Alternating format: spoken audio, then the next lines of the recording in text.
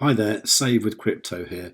Please do like this video, subscribe to the channel, put the notifications on all, and all that good stuff. Any questions, leave comments down below, okay? Now, I want to show you how I use an indicator as recommended by Eric Crown from Crown Trading School, which is something I've done, and I find this indicator really useful, okay? So we're going to go to a fresh TradingView page. Everything is on its defaults.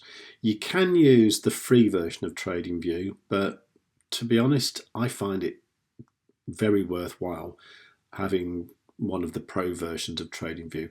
I've got like the lowest level one that's a paid level, and I find that completely adequate for everything I do. So once you're there, you need to go to Indicators, and what we're looking for is CT MAC.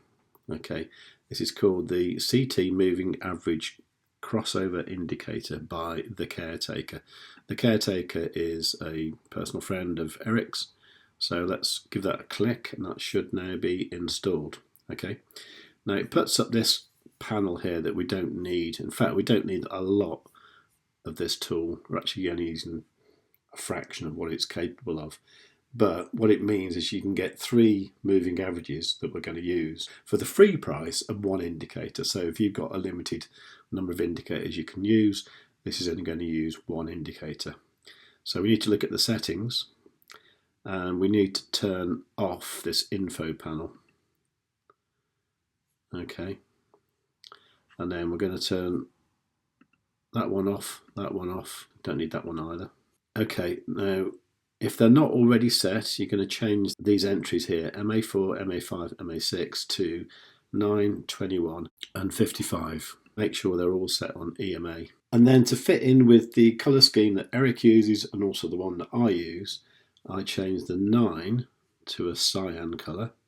I change the 21 to a yellow. This appears to be yellow already, that's fine. And then I put the 55 on green and click OK.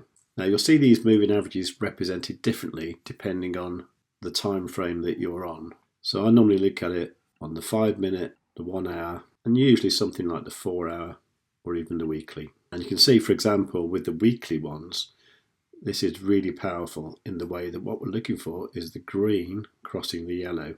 So the green crossed the yellow here, the yellow was then above, and then you want the cyan to go above everything and the price to kind of ride on top of it. And you can see that that happened in June 2023, just over a year ago. Until now, we are 143% up from there. So it works on the bigger time frames, and you can also use it on smaller time frames as well. So for example, this morning, we were looking at this kind of bounce. And to confirm it, I wanted to see, first of all, the cyan cross the yellow. And then now what I'm looking for is the yellow to cross the green. And when that happens, I think that will confirm the fact that that was indeed a bounce. So it's a really useful indicator. One thing I like to do is to make these candles kind of hollow or translucent. So if you want to do that, you can just right click anywhere on the chart. And what I do is I tend to make the body of the candle about 30% opacity, and also for the red ones as well. And sometimes I think that the red colour is a bit negative. I don't really like it, so I usually make that purple,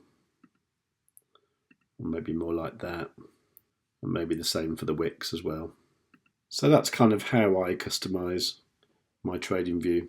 Now there are some important other indicators as well that Eric uses for momentum and volatility. I'll be covering those in another video very shortly, and I'll link to them in the description down below.